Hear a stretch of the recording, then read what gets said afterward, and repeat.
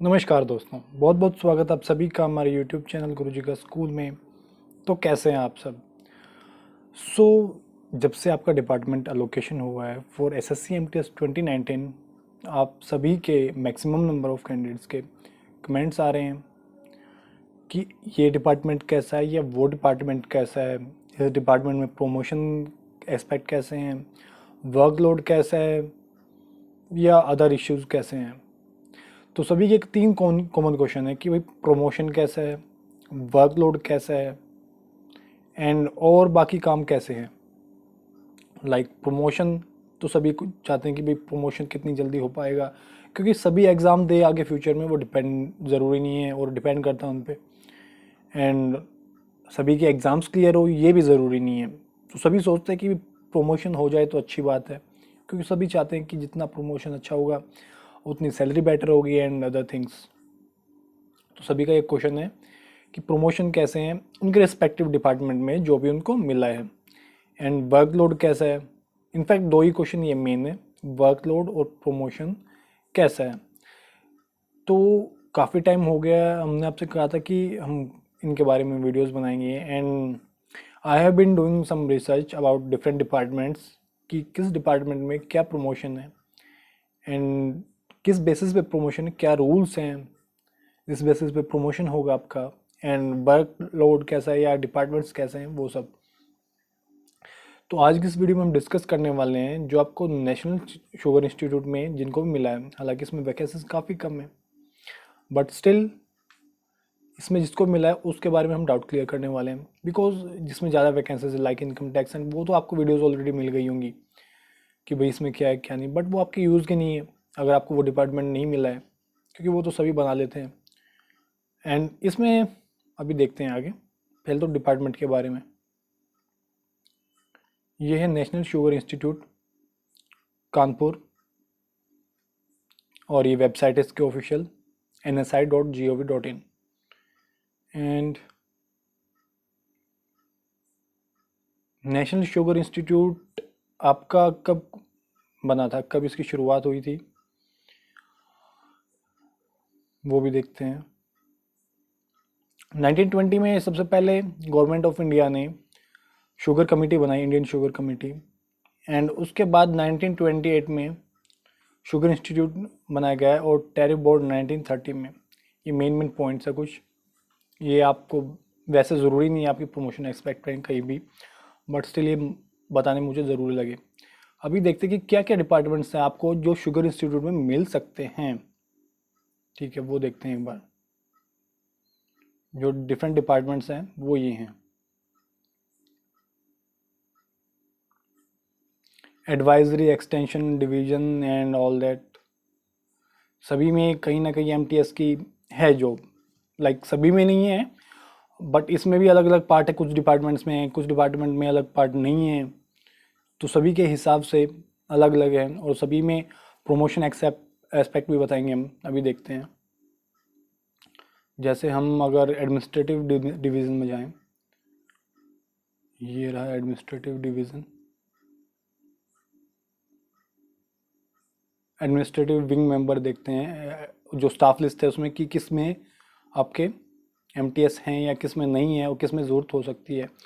जैसे यहाँ पे अकाउंटेंट, स्टोर ऑफिसर है, एंड कॉन्फिडेंस सेक्शन में स्टेनोग्राफर और यूडीसी है, कैश सेक्शन में यूडीसी है, अकाउंट सेक्शन में एलडीसी और मल्टीटास्किंग स्टाफ ये धर्मेंद्र कुमार शाह जी। एस्टेब्लिशमेंट सेक्शन में आपके एलडीसी हैं, यहाँ पे भी एलडीसी हैं। डिस्पैच सेक्शन में यहाँ पे आपके सिर्फ एमटीएस हैं, UDC, LDC, LDC, multitasking staff, lower division clerk, and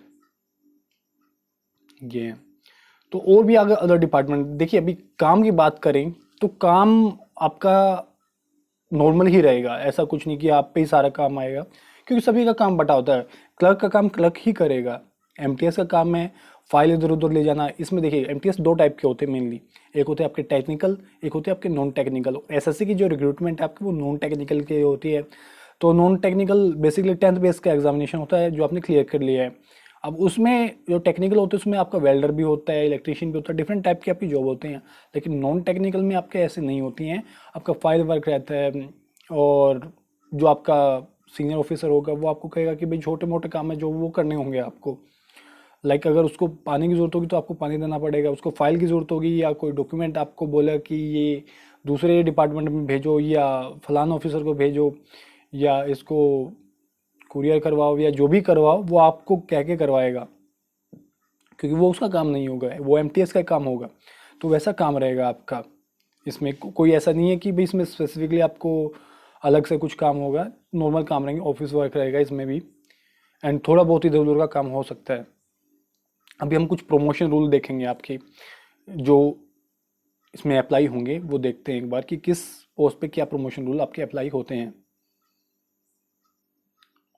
सबसे पहले हम देखेंगे जो आपके एमटीएस का सिलेक्शन रूल है वो क्या है। 2016 की ये नोटिस है आपका गजट ऑफ इंडिया में। तो इसमें एमटीएस का सिलेक्शन रूल है। एमटीएस इसमें डायरेक्ट रिक्रूटमेंट होता है जो आप हुए हो। एंड इसमें जो आपका प्रोबेशन पीरियड होता है वो होता है 2 साल का, 2 ईयर। जो मैंने इससे पढ़ लिया है, जो आपकी मेन की बात है वो यही है कि प्रोबेशन पीरियड आपका इसमें 2 साल होता है, ये रहा, ठीक है। तो प्रोबेशन पीरियड आपका 2 साल का रहेगा। अभी आपकी जो रूल्स हैं एलडीसी के लिए वो भी देखते हैं। एलडीसी एंड यूडीसी के लिए, ये एलडीसी एंड यूडीसी के रिक्रूटमेंट रूल हैं।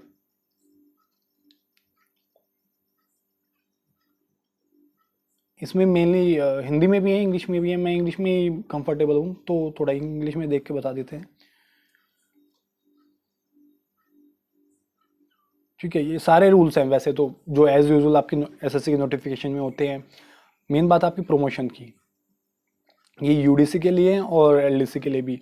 यूडीसी के लिए जो प्रमोशन रूल होते हैं वो होते हैं आपके कि जो भी एलडीसी जिसने मिनिमम नहीं 8 ईयर का सर्विस है वो एलिजिबल है प्रमोशन के लिए। वो थोड़ा बहुत कम ज़्यादा हो सकता है, ज़रूरी नहीं, वो डिपेंड करता है। वैकेंसीज हैं तो वो हो जाएगा, अगर वैकेंसीज नहीं है तो आपको ज़्यादा टाइम भी लग सकता है। इसमें रूल के अकॉर्डिंग 8 साल का होना चाहिए। एंड जो आपका एमटीएस का है पहले वो देखते हैं, बाद में यूडीसी को देखते हैं। मेन अभी एमटीएस का जो डायरेक्ट प्रमोशन होगा वो देखते हैं। यहाँ पे देखिए ये है आपका 10 नंबर पॉइंट। इसमें जो आपकी रिक्रूटमेंट होगी, जब भी वैकेंसीज आएंगी उसमें 85% वैकेंसीज होंगी एसएससी के थ्रू डायरेक्ट रिक्रूटमेंट से, 10% होगी डिपार्टमेंटल एग्जामिनेशन से जो भी ग्रेड पे 1800 में है। ग्रुप सी के स्टाफ जो उसका ग्रेड पे 1800 है और जिसकी क्वालिफिकेशन 12th क्लास है और जो कम से कम जिन्होंने 3 साल की कम से कम सर्विस दी है इस ग्रेड में, on the basis of departmental qualifying examination. 10% vacancies departmental qualifying examination base होंगी जिनको प्रमोशन मिलेगा। और 5% जो होंगी वो होंगी आपकी सीनियरिटी कम फिटनेस बेसिस। जो भी सीनियर होंगे एमटीएस में या उस 1800 ग्रेड पे में, उनको उस बेसिस पे प्रमोशन मिलेगा। अब कुछ पॉइंट हो रहे हैं कि भाई इसमें if more of such candidates then the number of vacancies available under close, अगर वैकेंसीज से ज़्यादा इतने कैंडिडेट अवेलेबल हैं जो उस डिपार्टमेंटल एग्ज़ाम को क्वालिफाई करते हैं, जो भी उनका स्टैंडर्ड है, मतलब जैसे मार्क्स के अकॉर्डिंग होता होगा, तो उसको क्वालिफाई कर लेते हैं वैकेंसी से ज़्यादा, तो क्या होगा, तो जो नेक्स्ट डिपार्टमेंटल एग्ज़ाम आएगा तो उनसे पहले वो जो ऑलरेडी क्वालिफाई कर चुके हैं उनको प्रेफरेंस दिया जाएगा। It's like something waiting list in departmental exam, simple सी बात है। तो ये रूल आपका 3 साल की सर्विस होनी चाहिए मिनिमम, 1800 के ग्रेड पे में आप हो, और 10% आपकी डिपार्टमेंटल एग्जाम से प्रमोशन होता है और 5% आपका सीनियरिटी कम फिटनेस बेसिस पे होता है। एंड इसके बाद अगर आप 3 साल की सर्विस दे ले तो आपकी ये यूडीसी में प्रमोशन के रूल हैं, ठीक है। वो आप सर्विस में जैसे जैसे जाओगे तो आप वो सीख जाओगे। उसमें आपका 8 साल का सर्विस रहता है एलडीसी में, जो भी एलडीसी हैं ग्रेड 1 में, पे बैंड 1 में, ठीक है। Who have completed the qualifying or eligibility service are being considered for promotion. Their senior would be also considered. provided they are not short of the requested qualifying or eligibility service by more than half of such qualifying or eligibility service or 2 years which is less and have successfully completed the probation period. जिन्होंने probation period वगैरह पूरा कर लिया है और grade along with their junior वो have already completed such qualifying or eligibility service for the basically ये कि ये कुछ कंडीशंस हैं जो आपकी दी हुई हैं कि 8 साल का या उसमें से कम आधे से ज़्यादा तो टाइम आपने सर्विस में दिया हो एंड अगर आपका कोई सीनियर है तो उसको पहले प्रेफरेंस दिया जाएगा। 8 साल की आपकी सर्विस रहनी चाहिए उसमें। तो ये रूल्स हैं एंड इसमें भी डिपार्टमेंटल एग्ज़ाम वगैरह होते हैं। जो डिपार्टमेंटल बेसिस प्रमोशन है वो भी होता है। एंड 10th पॉइंट में मोड ऑफ सिलेक्शन 66 पॉइंट्स 2/3 आपका डेप्यूटेशन से होता है यूडीसी में या प्रमोशन जो होता है आपका एंड 33% मतलब 1/3 होता है आपका डायरेक्ट रिक्रूटमेंट से। तो ये सभी पॉइंट है आपके। जो काम है वो आपका एमटीएस का वही नॉर्मल जो एज यूजुअल नोटिफिकेशन में मेंशन है कि file transfer and all that वो रहेगा एंड इतना ज़्यादा नहीं है। डिफरेंट डिपार्टमेंट में अभी एमटीएस की वैकेंसीज हैं इसमें मैंने आपको दिखाया कि किसी में एमटीएस है किसी में अवेलेबल नहीं है। तो जिसमें अवेलेबल नहीं है उसमें आपका प्रमोशन भी जल्दी होने के चांसेस होते हैं एंड जिसमें नहीं है उसमें आपको अभी जॉब मिलेगा। और ये रूल थे आपके कि 3 साल के बाद आपको प्रमोशन होने के लिए एलिजिबल हो जाएगा। 10% डिपार्टमेंटल एंड 5% जितनी वैकेंसीज अवेलेबल हैं उसका प्रमोशन होगा। तो बस यही था। नेक्स्ट वीडियो में किसी दूसरे डिपार्टमेंट के बारे में बात करेंगे। कोशिश करेंगे ज़्यादा से ज़्यादा डिपार्टमेंट को कवर कर पाएँ एंड आपके डाउट्स क्लियर कर पाएँ। तो यही बात थी। और वीडियो को लाइक एंड शेयर कर दें, चैनल को सब्सक्राइब कर लें, बेल आइकन दबा लें। अभी रात के 12:24 हो चुके हैं तो काफ़ी मेहनत करनी पड़ी है। आपका एक लाइक एंड शेयर अच्छा लगेगा, अप्रिशिएबल होगा। और सब्सक्राइब करके बेल आइकन दबा लें। घर में रहें, स्वस्थ रहें, eat healthy, stay safe, stay fit. धन्यवाद, बाय बाय, जय हिंद।